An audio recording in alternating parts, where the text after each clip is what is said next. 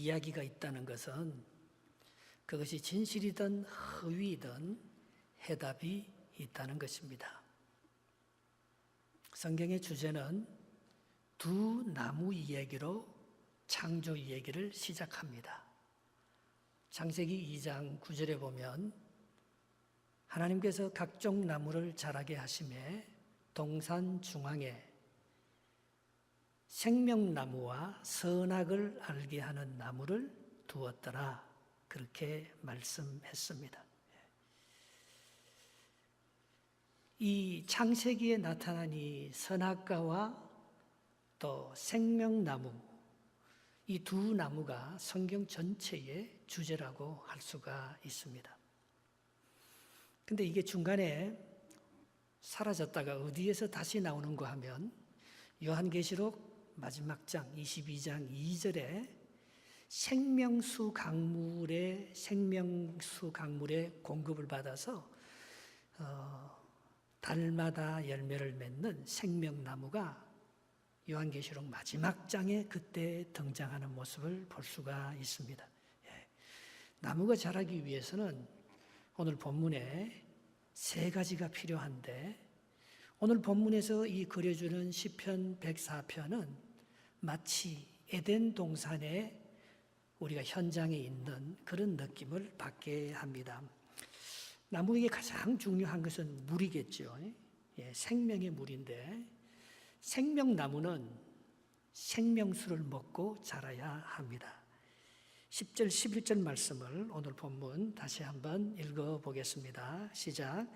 여호와께서 샘을 골짜기에서 솟아나게 하시고 산 사이에서 흐르게 하사 각종 들짐승에게 마시게 하시니 들나귀들도 해갈하며 아멘.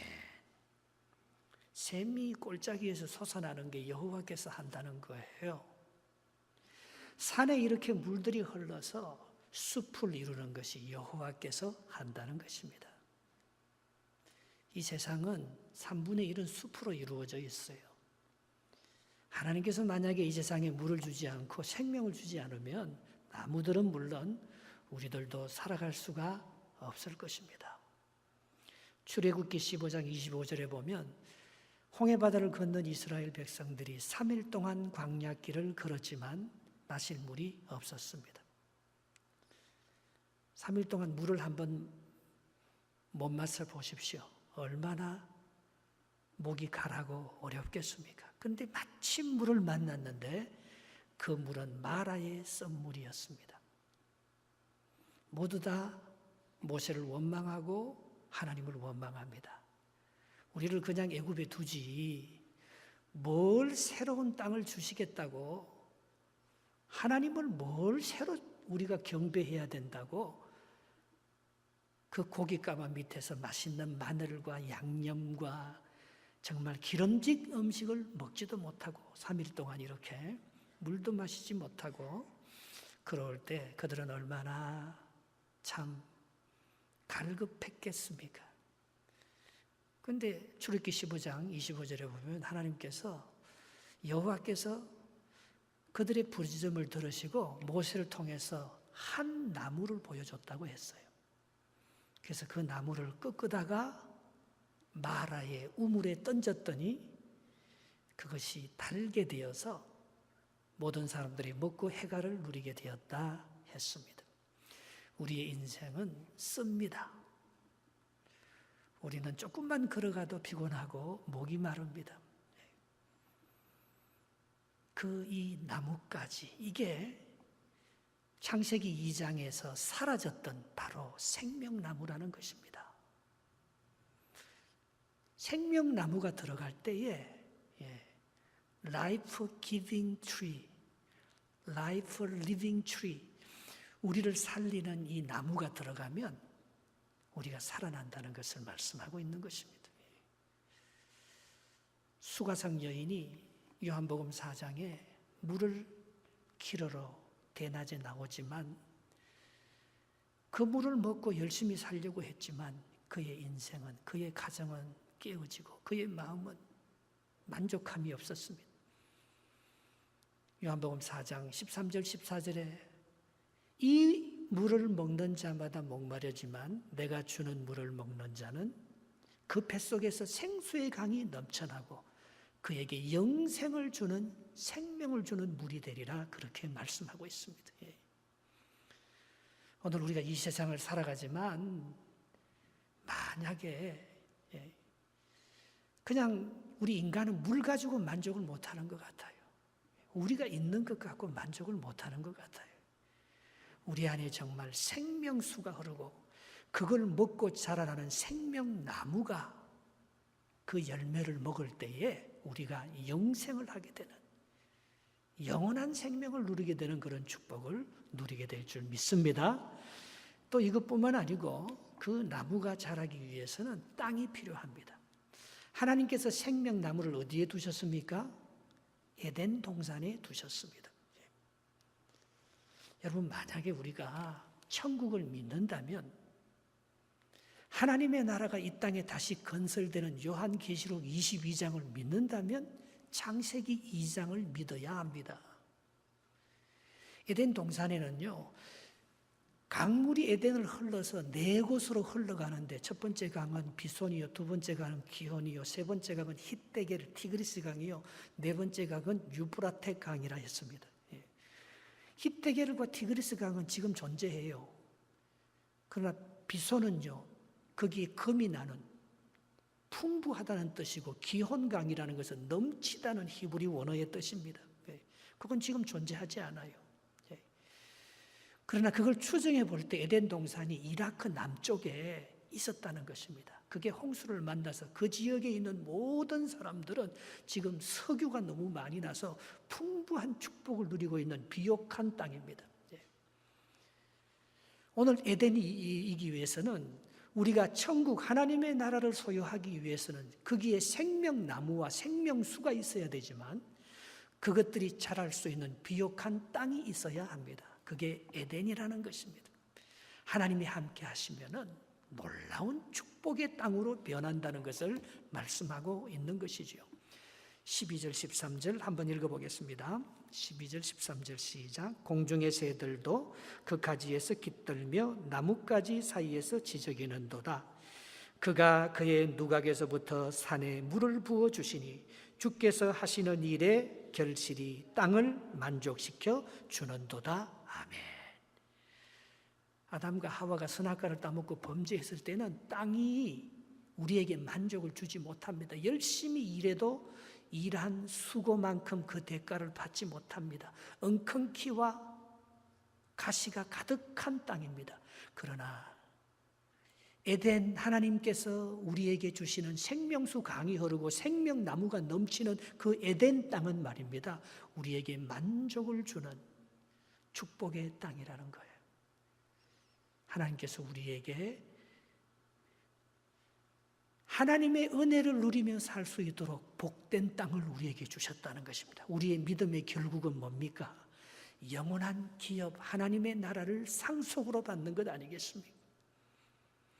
하나님께서 그 땅을 우리를 위해서 준비해 주시고 우리가 그 땅에서 생명나무가 되어서 살아갈 수 있는 그런 축복, 영생의 축복을 우리에게 주신 줄 믿습니다.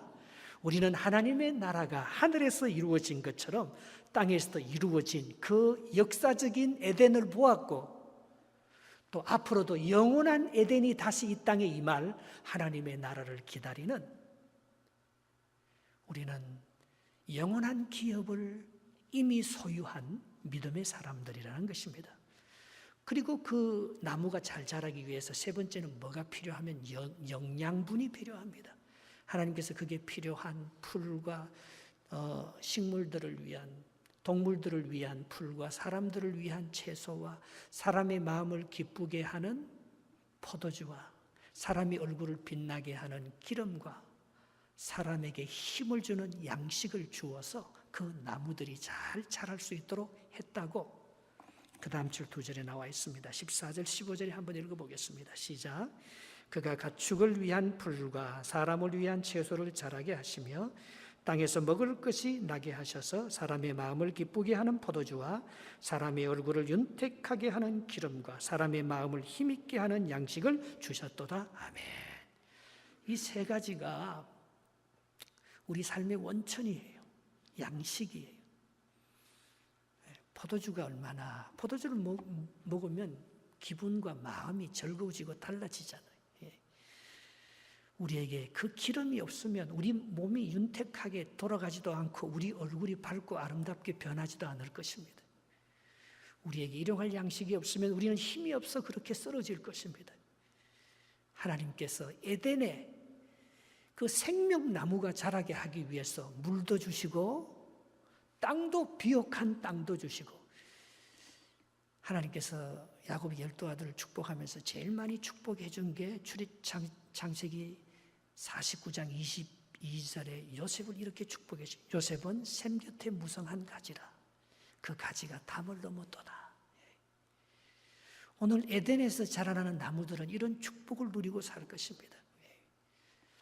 그런데 정말 에덴의 주인공, 그리고 성경의 주인공이 누구냐? 여호와의 나무라는 것입니다. 오늘의 주제는 16절 말씀입니다. 16절 말씀을 같이 한번 읽어보겠습니다. 시작. 여호와의 나무에는 물이 흡족함이요 곧 그가 심으신 레바논 백향목들이로다. 아멘.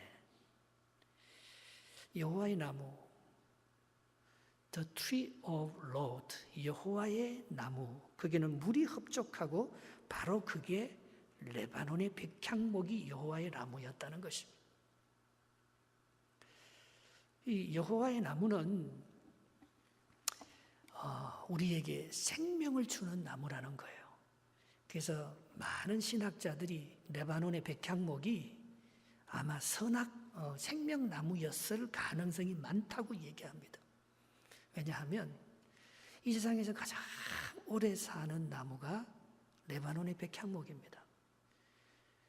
예수님 당시에 있었던 나무들이 지금도 살아있는 게 레바논의 백향목이에요. 솔로몬이 성전을 지을 때 뭘로 지었습니까?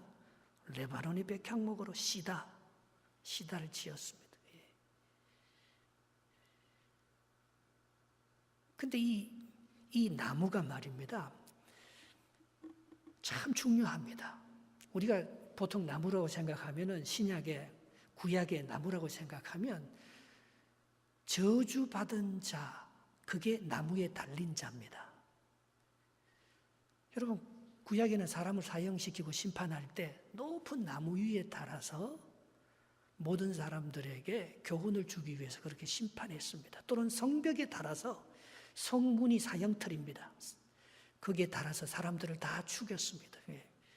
나무에 달린 자마다 저주받은 자예요. 로마에서 가장 강력한 그 범죄, 가장 악한 사람들이 죽이는 것이 십자가 사형틀입니다. 그런데 신약에 오면 예수 그리스도가 바로 그 나무에 달려서 저주받았습니다. 우리들의 죄를 다 지고 저주받았습니다. 그런데 그 저주를 예수님께서는 축복으로 바꾸어 버렸단 말입니다. 이게 두 나무의 얘기예요. 하나님께서는 우리의 죄를 도말하시고 우리의 저주를 친히 자기가 다 담당하여 저주를 받음으로 바로 그 나무에서 새로운 생명나무가 된 것입니다. 거기서 부활과 하나님께서 재림과 영원한 하나님의 나라를 이 땅에 심는 첫 열매가 되셔서 죽음을 이기고 어둠을 뚫고 사탄의 권세를 이기고 이 땅에 하나님의 나라를 건설하는 통로가 바로 저주받은 그 십자가, 그 나무가 바로 우리를 살리는 생명의 나무가 되었다는 것입니다. 히브리서 13장 8절에 예수 그리스도는 어제나 오늘이나 영원토록 동일하다 했어요. 그게 레바논의 백향목이라는 거예요. 레바논의 백향목으로 건물을 지어 놓으면 썩지 않습니다. 나무가 틀어지거나 변하지 않습니다. 레바논의 백향목으로 지은 집은 영원하다는 것입니다. 하나님의 나라, 우리에게 생명을 주는 예수 그리스도는 변하지 않고 영원하셔서 저주를 축복으로 바꾸고 그 나무에 생기를 불어넣어 주셔서 그 나무가 생명이 있어서 그 나무 열매를 따먹는 자마다 죽지 않고 영원한 생명을 주기 위해서 바로 에덴 동산에 여호와의 나무를 심었다고 말씀합니다. 그 나무에는 물이 풍족하고 생명수 강이 풍족하고 그 나무에는 레바논의 백향목같이 변하지 않는 영원한 견고한 영원한 하나님의 은총이 그 나무 위에 머무르게 된다는 것을 말씀하고 있는 것입니다. 그런데 이 나무 속에 들어가면, 여호와의 나무, 생명나무 속에 들어가며 생명나무 열매를 따먹으면 어떤 일이 일어나는가 하면 이런 일들이 일어나고 있습니다. 17절, 18절 한번 보겠습니다. 시작. 새들이 그 속에 깃들이며 학은 잣나무로 집을 삼는도다. 높은 산들은 사냥을 위함이요 바위는 너구리의 피난처로다. 아멘. 여러분, 이 나무, 새들이 그 나무 속에 들어간다는 것은 그 나무와 내가 하나가 된다는 것입니다. 나는 포도나무여 너희는 가지니 너희가 내 안에 내가 너희 안에 있으면 열매를 맺게 되는 것처럼 말입니다. 그리고 또 새들이 거기 들어가서 집을 짓는다는 것은 주님 안에 거한다는 것입니다. 우리가 주님 안에 거할 때에 우리가 두려워하고 우리가 염려하는 것들이 다 사라지고 우리의 산성이 되시고 피난처가 되시는 하나님의 돌보심과 지키심을 맛볼 수가 있는 것입니다. 하나님께서 산을 왜 지었느냐? 산양을 위해서 지었다는 거예요. 하나님께서 바위를 왜 만들었느냐? 너구리를 위해서, 너구리의 거처로 그 바위를 만들었다는 거예요. 우리가 놀 수 있도록, 우리가 그 산에서 마음껏 기쁨과 운동하고 생활할 수 있도록 우리가 그 여호와의 나무 안에 들어가면 그와 더불어서 다 누리게 된다는 것입니다. 하나님께서 창세기 22장에 보면 아브라함에게 네 아들 이삭을 바치라고 말해요. 도저히 이해가 되지 않았습니다. 그러나 하나님께서 하시는 일은 분명히 잘못된 일이 없습니다. 하나님께서 우리를 이 땅에 보내신 일은 하나님 실패하는 일이 없는 줄 믿습니다. 우리가 얼마나 존귀하고 보배로운 존재인데 우리를 통해서 하나님께서 준비해놓은 뭔가 있기 때문에 하나님께서 그런 엄청난 희생을 요구하는 것이지, 그거 없이 하나님께서 하나밖에 없는 아들을 약속대로 주셔놓고 그걸 가져가시는 그런 분이 어디 있겠습니까? 아들 이삭을 제물로 바치라는 그걸 그대로 이행하기 위해서 모리아산에 딱 올라가 봤을 때 창세기 22장 13절 14절에 보니까 거기에 뭐가 준비되어 있었습니까? 하나님께서 한 수량을 준비되어 있었는데 그 뿔이 수풀에 걸려서 꼼짝하지 못하고 있는 거예요. 그걸 빼다가 여호와 앞에 바쳐이면서 아브라함이 하는 말이 있습니다. 하나님의 산에서 내 아들 대신에 양을 준비해 놓으셨다. 그래서 여호와 이레라고 그 산 이름을 지어주는 것을 볼 수가 있습니다. 여러분, 우리가 여호와의 나무 안에 들어간다는 것, 우리가 생명의 열매를 따먹는다는 것은 바로 이런 것입니다. 우리가 주님과 함께 살고 주님이 주시는 양식을 먹고 주님이 주시는 생명수 강물을 먹고 주님이 우리의 보호자가 되시고 피난처가 되시고 거처가 되셔서 주님과 함께 더불어 살면 우리의 모든 삶이 준비되어 있는 거예요. 창세기의 태초의 시작부터, 태초는요 언제가 태초인지도 몰라요. 하나님께서 태초의 천지를 창조하시니라. 창조 이전에도 하나님은 존재했을 것입니다. 마찬가지입니다. 우리는 언제가 마지막인지 아는 사람이 아무도 없습니다. 그러나 우리가 끝나고 역사가 끝나는 그 순간에도 다시 그 에덴이 회복되어서 다시 그 생명나무가 회복되어서 하나님께서 우리에게 정말 상상하지도 못하는 아름다운 세계를 준비해 놓으시고 여호와 이레의 하나님께서 우리의 삶을 모두 인도해 가신다는, 그것이 두 나무의 얘기인 것입니다. 그런데 여기서 굉장히 중요한 게 있습니다. 하나님의 구원을 위해서 하나님께서는 생명나무만 둔 게 아니고 선악과를 바로 옆에 두었다는 것입니다. 생명나무와 선악과는 항상 공존합니다. 이 두 개가 함께 있을 때 구원을 이루어 갈 수 있기 때문에 그런 것입니다. 제가 성경을 묵상하는데 이 생명나무가 내가 이해가 되는 거예요, 이제는. 하나님께서 왜 이 생명나무 얘기는 한마디도 하지 않으면서 선악과는 왜 따먹지 말라고 했었을까? 그게 지금 제가 좀 이해가 되기 시작했어요. 이 선악을 알게 하는 이 나무가 뭔가 하면 이게 바로 율법이에요, 율법. 율법은요, 복음과 함께 공존합니다. 옛날에는 율법 시대는 율법을 지킴으로 구원받았고, 복음 시대는 예수를 믿음으로 말미암아 그냥 값없이 구원받는다 그렇게 생각했는데 이것이 하나로 연결되어 있었어요. 이 생명나무는요, 따먹고 하나님처럼 되라고, 눈이 밝아져서 지혜롭게 되라고 준 게 아니고, 그것을 따먹지 말라는 하나님의 말씀에 순종함으로 말미암아 우리가 여호와의 나무가 되어서 생명나무 쪽으로 가게 하려고, 영원한 영생을 얻게 하려고 우리에게 준 것입니다. 그러니까 우리가 순종하고 율법의 말씀을 이루지 못하면, 의를 이루지 못하면 생명을 얻을 수가 없는 거예요. 그게 가치 있는 거예요. 생명나무만 그냥 있는 게 아니에요. 그 생명나무 쪽으로 가기 위해서는 반드시 선악과를 거쳐야 된다는 거예요. 그거는 선과 악을 구별하는 능력인데 그건 우리 안에 없습니다. 우리는 그걸 따먹고 하나님처럼 선과 악을 구별하려고 합니다. 그러나 진정한 구원은 그 율법 말씀을 순종함으로, 하나님께서 따먹지 말라 하는 것은 이유는 모르겠지만 하나님의 말씀에 순종하는, 오직 하나님의 말씀을 믿고 에덴의 축복을 믿고 믿음으로 하나님을 의지하는 사람은 생명나무 쪽으로 인도함을 받아서 생명수 강의 물을 마시면서 많은 열매를 맺으면서 영생의 축복을 누리게 된다는 그 비결을 가르쳐주기 위해서 선악과와 생명나무를 같이 공존하게 만드는, 그거는 마치 구약의 율법과 신약의 복음이 함께 있는 것과 똑같습니다. 그것은 마치 오늘 이 다윗이 시편 104편을 쓰면서 밤과 낮이 같이 있는 것하고 똑같습니다. 그것은 지구를 움직이는 데 있어서 지구 혼자 움직이는 것이 아니고 태양과 달이 함께 공전하면서 움직이는 것과 똑같다는 원리를 설명하고 있는 것입니다. 19절부터 23절 말씀입니다. 같이 한번 읽어보겠습니다. 시작. 여호와께서 달로 절기를 정하시며 해는 그 지는 때를 알도다.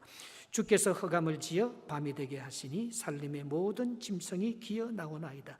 젊은 사자들은 그들의 먹이를 쫓아 부르짖으며 그들의 먹이를 하나님께 구하다가 해가 돋으면 물러가서 그들의 굴 속에 눕고 사람은 나와서 일하며 저녁까지 수고하는도다. 아멘. 다른 절기를 정해요. 시즌. 여러분, 달이 하는 일이 있습니다. 달은요, 농사하는데 정말 필요해요. 절기가 있잖아요. 구약에도 7절기가 있고요. 우리나라에도 24절기에 의해서 농사를 짓는데 그것은 달을 보면서 지어야 합니다. 중동에 있는 모든 국가들은요, 국기에 달이 하나씩 다 걸려 있어요. 그들은 다 태음력을 썼습니다. 근데 달은 뭐가 정확하게 맞지 않아요. 해는 그 지는 때를 알도다. 때, 타이밍은 해를 보고 정하는 거예요. 카이로스라고 그 때가 있잖아요. 예수님께서 요한복음 2장 4절에 혼인잔치에 참여했다가 포도주가 떨어졌을 때 어머니 마리아가 예수님께 나와서 포도주가 떨어졌으니까 네가 좀 해결해 달라고 했었을 때 예수님께서 그게 나하고 무슨 상관이 있습니까? 아직 내 때가 이르지 않았다고 했어요.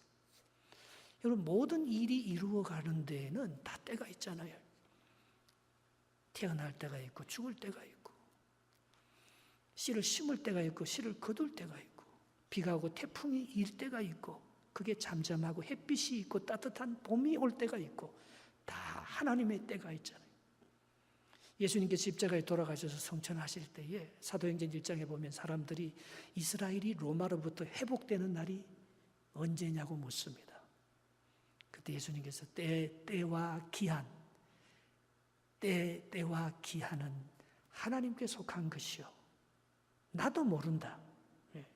오직 너희가 성령을 받으면 그 때를 분별하게 되고 그 징조, 그 때를 분별하게 되는 것입니다. 마태복음 16장 3절에 보면 너희가 저녁에 날이 붉고 구름이 끼면 내일은 날씨가 참 좋지 않겠다 그렇게 말하면서 일기와 청기는 분별하면서도 하나님이 오실 때는 너희들이 그 징조와 하나님이 오실 그 표적은 너희들이 구하지 않는도다 했습니다. 여러분, 이 세상의 모든 것이 움직이는 게 그냥 움직이는 게 아니잖아요. 하나님께서 징조와 그 계시를 보여주잖아요. 그리고 하나님의 때를 기다리게 하잖아요.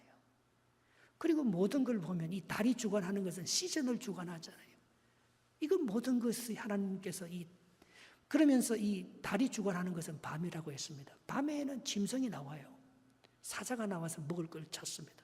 그러나 해가 뜨면 짐승은 들어가고 사람이 이제 아침에 나옵니다. 우리 옛날에 어른들이 말입니다. 해가 뜨면 일어나고 해가 지면 무조건 자라고 했어요. 그게 참 맞는 말씀인 것 같아요.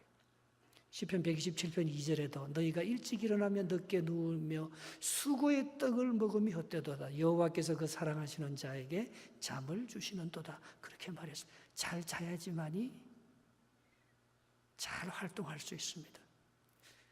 밤에 나와서 활동하는 사람들은 뭐 특별한 직업이 그래서 밤에 활동할 수밖에 없는 그런 상황을 빼놔놓고는 꼭 짐승 같아요. 밤에 나가서 일하면 우리가 다 짐승이 되잖아요. 밤에 다니면 화를 당합니다. 그러나 아침에 해가 떠서 걸어다니는데 누가 우리를 상하게 하고 누가 우리를 해칠 사람이 있겠습니까? 그 주기가 있는 거죠. 그 리듬이 있고 그 때가 있는 거죠. 하나님께서 그 때를 따라서 이 모든 것을 운행하고 만들어 가신다고 말씀하고 있는 것입니다. 그걸 아는 게 지혜입니다. 하나님께서 우리를 구원하기 위해서 왜 선악을 알게 하는 나무와 생명나무를 에덴 동산에 같이 주었는지, 하나님께서 왜 우리를 구원하기 위해서 율법과 복음을 왜 같이 주었는지, 하나님께서 우리의 때를 분별하기 위해서 왜 밤과 낮을 주고 달과 해를 주었는지, 그걸 분별하는 것이 지혜입니다. 그런데 그거는 아무나 그 표적과 징조를 분별하며 그 때를 기다리지 못한다는 거예요. 다 자기 욕심에 걸려서 선악과부터 따먹잖아요. 자기가 원하는 그것을 하면서 하나님의 뜻을 이루어 나가는 여호와의 나무가 되지 못하기 때문에 생명나무 쪽으로 접근을 못하잖아요. 성경을 하나 찾아보겠습니다. 창세기 3장 같이 한번 찾아보겠습니다. 22절하고 24절 한번 읽어보고 싶어요. 구약성경 창세기 3장 22절과 24절 말씀입니다. 같이 한번 읽어보겠습니다. 22절, 3장 22절 시작. 여호와 하나님이 이르시되 보라, 이 사람이 선악을 아는 일에 우리 중 하나와 같이 되었으니 그가 그의 손을 들어 생명나무 열매도 따먹고 영생할까 하노라 하시고, 24절, 이같이 하나님이 그 사람을 쫓아내시고 에덴 동산 동쪽의 그룹들과 두루 도는 불칼을 두어 생명나무 여기를 지키게 하시니라. 그룹들은 하나님의 일을 수행하는 천사들입니다. 그러니까 결국 이 선악과를 따먹은 아담과 하와를 에덴 동산에서 쫓아내는 이유가 뭡니까? 생명나무 열매를 못 따먹게 하기 위해서 그렇게 했다는 거예요. 왜? 그걸 생명나무 열매를 먹으면 영생하니까. 이때부터 생명나무가 사라지는 거예요. 에덴이 사라지는 것입니다. 그 생명나무는 우리에게 영원한 생명을 주는 축복이기 때문에. 그런데 그것은 반드시 선악과의 시험을 거쳐서만이 따먹을 수 있는 거예요. 성경을 하나 더 찾아보겠습니다. 출애굽기 15장입니다. 창세기 다음에 출애굽기 한번 보겠습니다. 105면에 있습니다. 출애굽기 15장. 아까 마라의 썰물 얘기를 하지 않았습니까? 그때 물이 없어서 3일 동안 광야길을 갔지만 먹을 것이 없었을 때 그들이 한 나무로 말미암아 그 물이 달아져서 그들이 해결할 수 있게 되었다고 했어요. 출애굽기 15장 25절입니다. 같이 한번 읽어보겠습니다. 출애굽기 15장 25절 시작. 모세가 여호와께 부르짖었더니 여호와께서 그에게 뭐요? 한 나무를 가리키시니 그가 물에 던졌더니 물이 달게 되었더라. 거기서 여호와께서 그들을 위하여 법도와 율례를 정하시고 그들을 시험하실새 26절 이르되 너희가 너희 하나님 나 여호와의 말을 들어 순종하고 내가 보기에 의를 행하며 내 계명의 귀를 기울이며 내 모든 규례를 지키면 내가 애굽 땅에서 내린 모든 질병 중 하나도 너희에게 내리지 아니하리니 나는 너희를 치료하는 여호와임이니라. 아멘. 여호와, 내가 너희를 치료하는 여호와, 생명나무의 열매를 따먹으면 모든 질병이 다 낫습니다. 여호와 라파의 하나님입니다. 그런데 그건 뭘 통해서 일어나는 겁니까? 선악과 내가 너희에게 율례와 규례와 법들을 줬는데 그걸 순종할 때에 네가 그렇게 된다는 거예요. 그러니까 율법과 복음이 공존하는 것처럼 선악과와 생명나무는 공존하는 거예요. 우리가 선악과를 극복해내지 못하면 생명나무 쪽으로 못 갑니다. 우리에게 치료가 안 일어나는 거예요. 우리가 치료가 일어나는 것은 생명, 그걸 시험하려고 줬다고 했습니다. 그 시험을 극복하면서 하나님의 말씀을 가지고 내 자신을 처복종시켜서 거기에 빠져들지 않고 유혹을 받지 않으면서 그걸 극복해낼 때에 하나님께서 우리에게 생명나무로 가는 길을 자연스럽게 열어준다는 것입니다. 그러면 우리가 구원을 받을 수 있는 영원한 생명나무의 열매를 먹고 치료를 받고 죽지 않을 수 있는 그런 은혜가 있다는 것입니다. 그런데 이 생명나무 이 얘기가 창세기 2장에 나오고 요한계시록 22장 마지막 극절에 나오는데 중간에 딱 한 번 더 나와요. 중간에 생명나무 얘기가 나오는데 그것이 잠언이에요. 잠언. 우리 잠언서 한번 읽어보겠습니다. 잠언 3장 18절입니다. 913면 읽어보겠습니다. 잠언 3장 18절을 한번 펴보시기 바랍니다.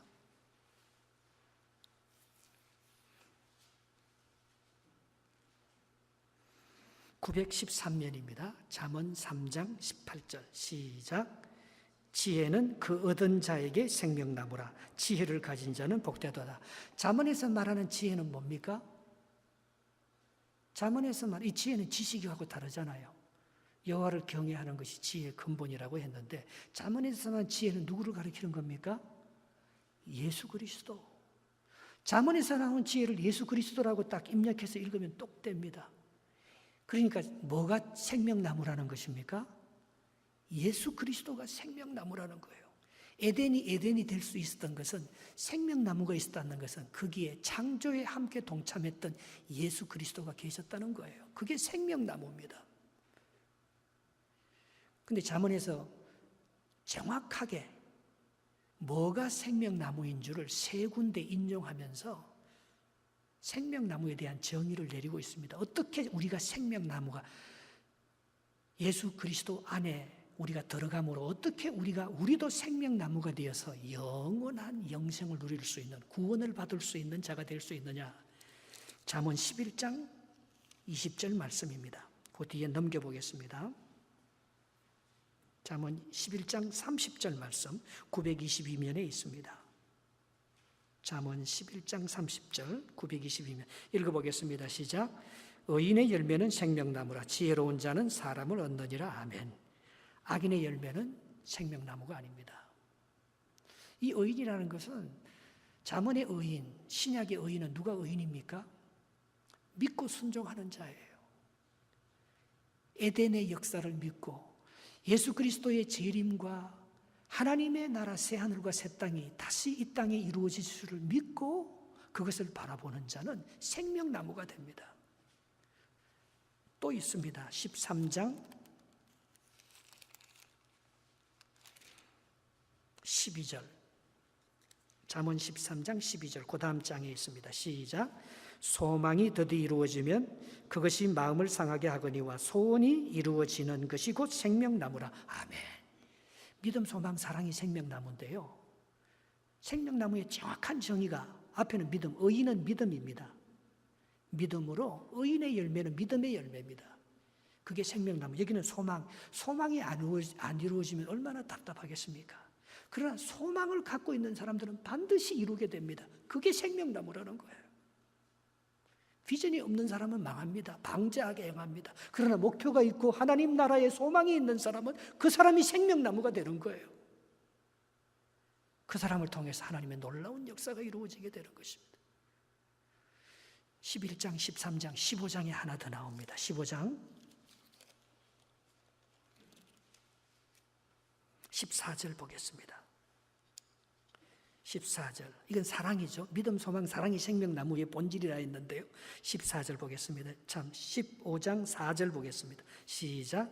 온순한 혀는 곧 생명나무이지만 패역한 혀는 마음을 상하게 하느니라. 아멘.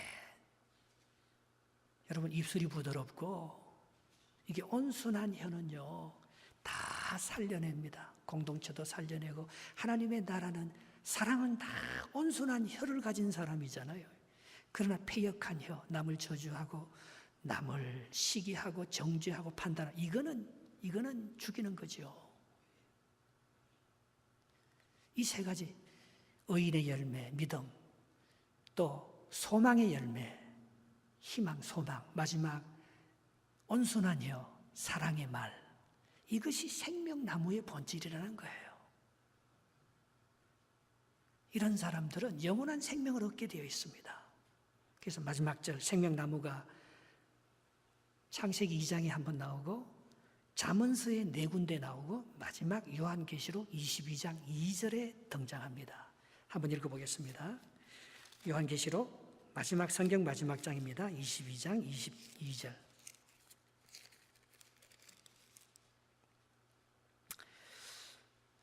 421면에 있네요. 신약성경 요한계시록 마지막 장 22장 2절 시작. 길 가운데로 흐르더라. 강자 위에 생명나무가 있어 12가지 열매를 맺되 달마다 그 열매를 맺고 그 나무 잎사귀들은 만국을 치료하기 위해서 있더라. 7절 보겠습니다. 계시록 22장 7절 시작. 보라, 내가 속히 오리니 이 두루마기의 예언의 말씀을 누가 복을 받는다고요? 지키는 자가 복이 있어요. 이 말씀을 믿는 자가 구원을 받는 게 아니에요. 이 말씀대로 믿고 지키고 순종하며 행하는 그 사람이 생명나무의 열매를 먹고 영생하게 되면서 복을 받게 되는 거예요. 오늘 두 나무 얘기가 우리에게 이야기가 있다는 것은, 그게 어떤 사람은 진실이라고 믿습니다. 어떤 사람은 허위라고 믿습니다. 그러나 창세기에서 선악과와 생명나무 얘기를 하는 것은 우리에게 분명한 구원의 해답을 주기 위해서 그 창조의 얘기를 하는 거예요. 성경의 큰 맥 중에 하나는 두 나무 얘기입니다. 우리는 율법을 통하여서 복음을 만나고 선악과를 따먹지 않고 하나님의 말씀에 순종하면서 믿음으로 생명의 나무 열매를 먹게 됩니다. 오늘 잠언서의 나무는 의인의 열매, 믿음으로, 소망의 열매, 하나님을 바라봄으로, 우리의 입술의 열매, 온순한 혀로 말미암아 우리는 생명나무의 열매를 생명나무에게 나아갈 수 있는 거예요. 우리가 그분을 믿고 의지함으로 말미암아 또 그 말씀을 지키고 그렇게 행함으로 말미암아 우리에게는 영원한 하나님의 나라, 치료되고 회복되는 놀라운 하나님의 기업이 우리에게 보장되어 있다는 것입니다. 저와 여러분들에게 이 생명나무의 영생의 축복이 넘쳐나는 삶이 되시기를 주님의 이름으로 축복합니다.